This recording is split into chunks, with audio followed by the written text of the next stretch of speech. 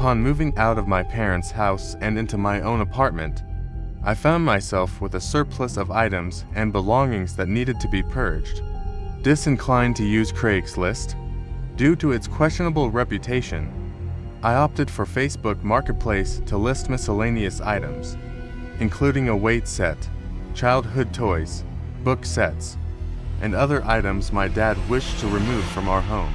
Despite pricing the weight set at $340, which I considered reasonable, the response was surprisingly sparse. After several inquiries that fizzled out, a potential buyer named Joe expressed interest.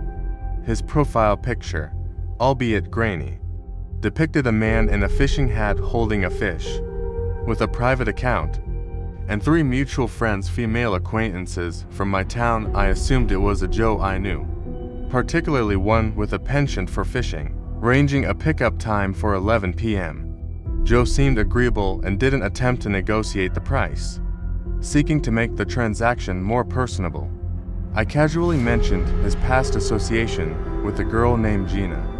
His response, delayed by a random pause, confirmed his identity. However, the subsequent exchange took an odd turn. He requested my address and, after a prolonged silence, inquired for my phone number. Despite receiving a text with our area code, the green text bubbles raised minor suspicions, typically associated with non-iPhone users. Nevertheless, my familiarity with Joe allayed these concerns. As the agreed-upon time approached, I awaited confirmation. A text arrived around 11:30, instructing me to come outside. Attempting to coordinate the heavy lifting, I called Joe, but he rejected the call and texted an unsettling response about confirming my orientation. This raised alarm bells, and I immediately contacted mutual friends, learning that the individual claiming to be Joe was likely a catfish. Meanwhile, I observed a suspicious figure outside my apartment. Fearing potential harm, I kept the door locked and the lights off, witnessing the mysterious car departing after honking.